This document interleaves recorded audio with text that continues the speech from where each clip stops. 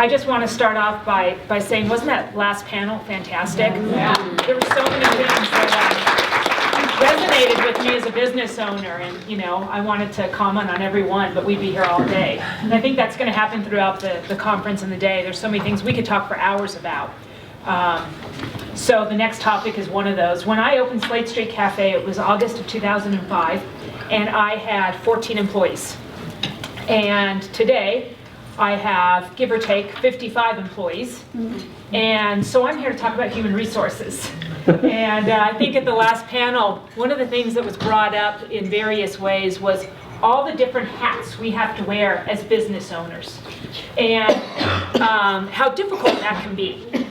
So for those of you that might have some corporate America background, as I do, typical structure of corporate America is that there are different departments that have expertise within the whatever it is you're working in. So in my example, I spent about 14 years with Hyatt Hotels and Resorts. So we're in a Hyatt today. That makes me feel good. Primarily in the food and beverage division with some emphasis on sales and catering and whatnot. And whenever I needed something that dealt with people or employees, Human Resources Department helped me. And of course we interviewed and we participated as department heads or whatever your position was, but they were responsible. There was a department responsible. And you can apply this to a lot of things in a business. There's accounting departments. In hotels we had an engineering department. So that's a fancy name for the people that repair everything. So in my restaurant, I don't have an engineering department. When something breaks, I either have to fix it, or I have to find somebody to fix it, or I have to figure out what's wrong with it. And it's really embarrassing when you call an electrician and then they just go flip a breaker. That's happened. When you first consider opening a business, I think the first thoughts that go through your mind when you're looking at opening a business is, am I an expert in this industry? So in my situation, do I know how to run a restaurant? Can I do this? And I start formulating the thought process. Am I trained? Do I know this? Do I... I'd worked for a big corporation, I'd worked for independent restaurants, I'd worked for chain restaurants. Can I do this on my own? And so I ask all those questions and I say, how does a kitchen work? Do I know the steps of service? What's important to customers? Do I understand food cost, beverage cost, labor cost, all the costs? How to work efficiently, design elements, plate presentation, product rotation. I mean, the list is endless. And every industry, everything has that same list that applies to them. And so you go through the list and you think, I think I got this. I think I understand it. I think I can do this. And then you look around and you see all the other people doing it or something similar, and you think, not only can I do it, I think I can do it a little bit better. Okay, so I'm feeling pretty good. And then the next step generally is, how am I going to pay for it? But we're going to save that for the next panel discussion. I'm not going to claim to be an expert on that in any way. But one of the things that most entrepreneurs and most business owners do not consider, at least not initially, or maybe they don't consider it enough. I knew about human resources. I knew about employee relations. I had corporate training background. I had all sorts of tools and things I could use as resources. But was I a human resource director? No. But did I have to become one? Yes. I don't have a human resources department at my restaurant. So that's a hat that a lot of entrepreneurs are forced to wear, but they don't really know it or understand it completely. And so it's difficult, and you have to make the hat fit. And the single most important resource in your business is its people, your people. Really, and it doesn't matter whether you have 1 employee or 100 employees or 500 employees. It's so important. Your employees can make or break you. When a business owner comes to me and they're worried about money, the first thing I ask about is employees. First thing. Not your cost of goods, not what you're charging, not anything else. What about your employees? What are they doing for you? Are they contributing to your success, or are they dragging you down? And that's really important. Are they happy? Are they productive? And if you answer no, or if you answer I'm not sure, you might have a problem. So what's important? What's important when you're wearing that HR hat? And I broke it down to 3 different things. Hiring, and that process that goes along with it. Training, process that goes along with that. And the 3rd thing I call it is inspiring. So it's everything all put together and what continues after they've been hired and trained. So when we're talking about hiring and when you're interviewing somebody, the first thing I think you should do is ask yourself, do I like this person? It's a very personal thing. I'm not saying would I be friends with them. That's different. Do I like them? And if you're not sure, or even better, if the answer is no, I don't really like them, you should stop and probably reconsider the hiring process. If you're hiring somebody you don't like, it's unlikely that it's going to be a good fit. I believe that you have to hire people that fit into your team and your culture first and foremost, before skill sets. So I could experience somebody, again, I'm applying a lot of this to restaurants and food and beverage, so I might find someone that's a phenomenal cook, phenomenal, has a great skill set, could do things faster and better than anybody on my team. But if that person doesn't fit in, or if they have a negative attitude, or there's a problem with them, they're going to become a toxic employee, and it's going to affect my whole operation. So skills are really secondary, in my opinion. The importance of checking. Again, when you're a small business owner, all the things that big corporations do tend to fall by the wayside, right? So you stop checking, you stop doing things. Because again, when I was with Hyatt and I wanted to hire an employee, I'd say, this is the one, and I'd just give the paperwork back to human resources. And they did reference checks, and they did background checks, and they did drug testing, and they did all that stuff. Of course, you don't have to do all of those things, but if you did a few of those things, I think you might save yourself some time. So, while you're in the interview process, one thing I always do is I always ask, what would your last supervisor say about you? What would your last manager say? How would they describe you? It's amazing how people tell the truth, right? And even when the truth's not so good. So they go on and on about, well, so-and-so really liked me, except when I was late, and then she didn't like me so much, but I always made it up to her, or whatever the case might be. So don't be afraid to ask those questions, because the truth finds its way of coming out. Call references, if you can. Again, I'm always surprised at what people say, or how things are communicated with what they don't say. So when you call a reference, there's certain things that people are allowed to say and not allowed to say. Everybody doesn't play by those rules. So that's their decision. But even when people choose not to say things, I think you can read between the lines. So people that had really great employees work for them are usually happy to sing their praises. They might not say anything negative, but they might not say anything at all. And I think that's a sign. When you ignore those signs, you almost always regret it. This is a new one. I didn't use this at all when I was coming up through the ranks with Hyatt, but I use it today, and I'm sure some of you do too. Google them. Take a minute to Google somebody. So here's a quick story. My management team, three of my managers at the time, this is about a year ago, hired a young lady to become a server.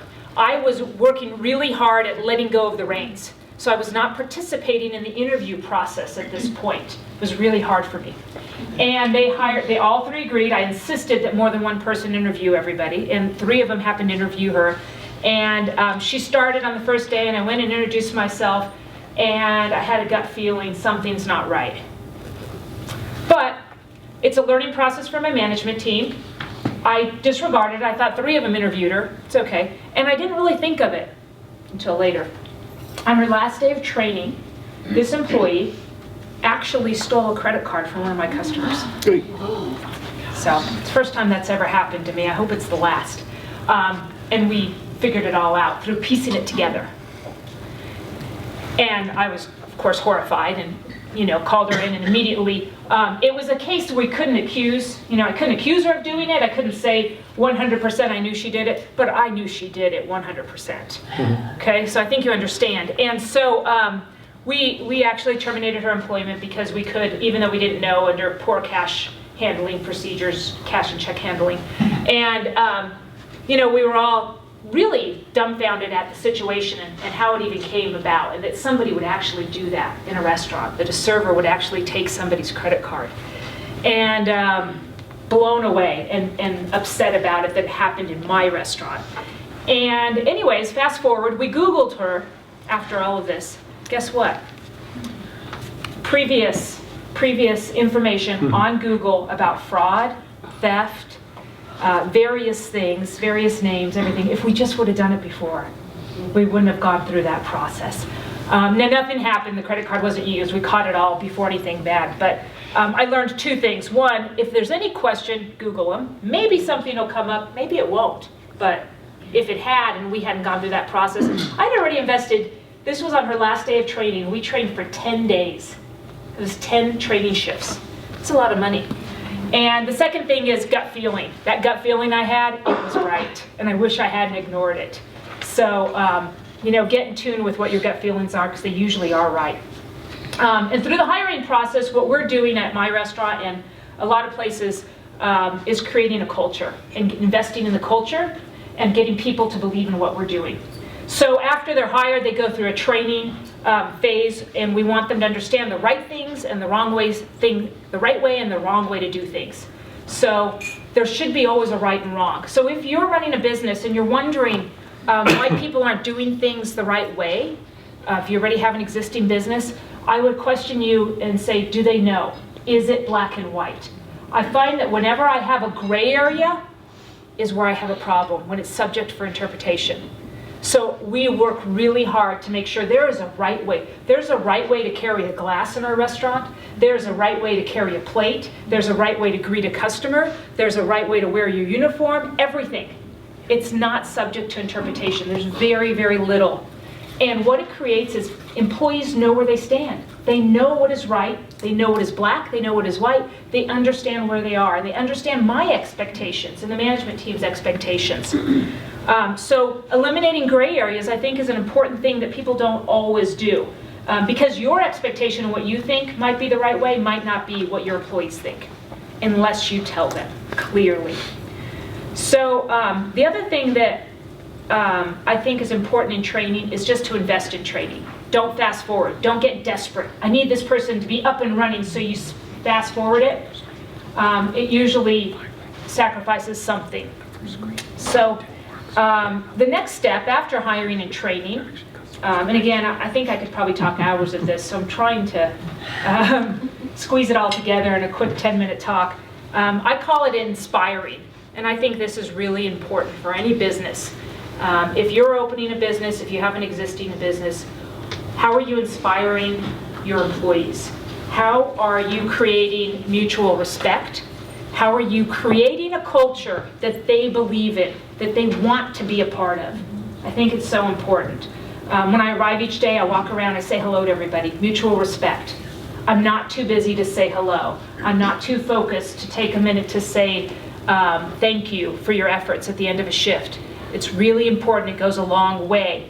I talk about every day with my employees. We have pre-shifts, we have conversations, we have discussions about the future, about what's happening in the next shift, about what's happening next week, about what I want to be, where I want to be next year.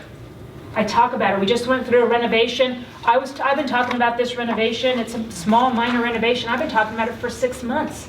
Getting everybody to embrace it and believe in it and start talking to our customers, talking about how great these changes are going to be.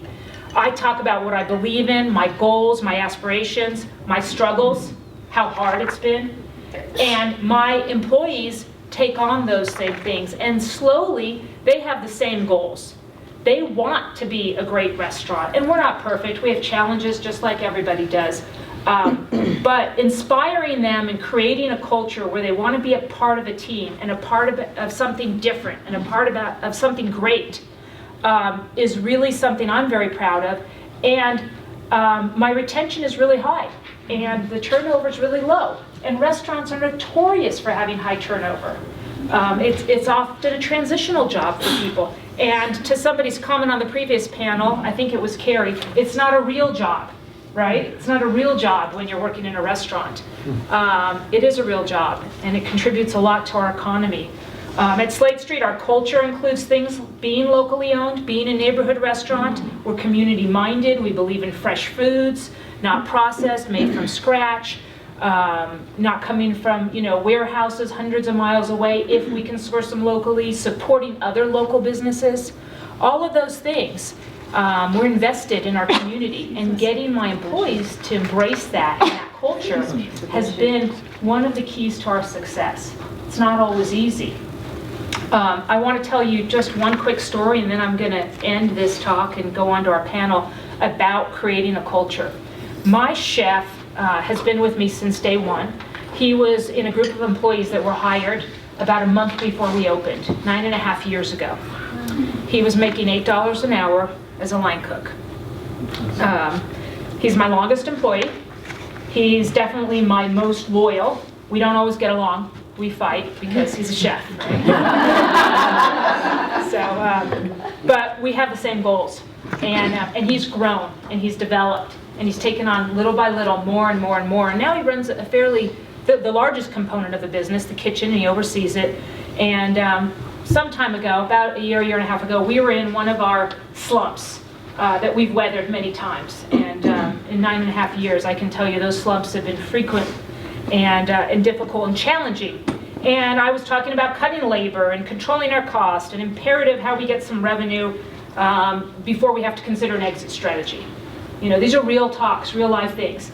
And sometimes people would say, well, I don't want to cut this person's hours, they need the job, etc. And I'm like, if we don't, they're not going to have any job. And those are hard conversations to have. Everybody doesn't understand them.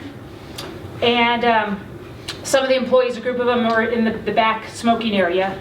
A lot of people smoke in restaurants. It's kind of a thing we do. And talking about the lack of hours and joking kind of about it and saying maybe it'd be better if we just closed and maybe I'll find another job, speaking about it in a negative manner. And my chef, who's friends with them, actually kind of lashed out at him.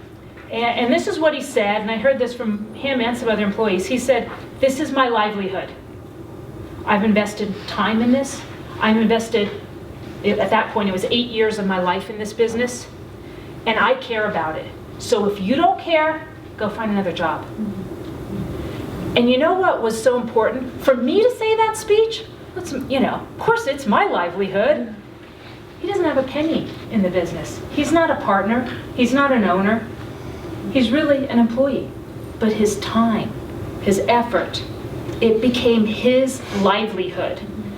And, that was just so meaningful to me that what I created, he embraced and he took it to the next level, and then he, communicated that to the other employees.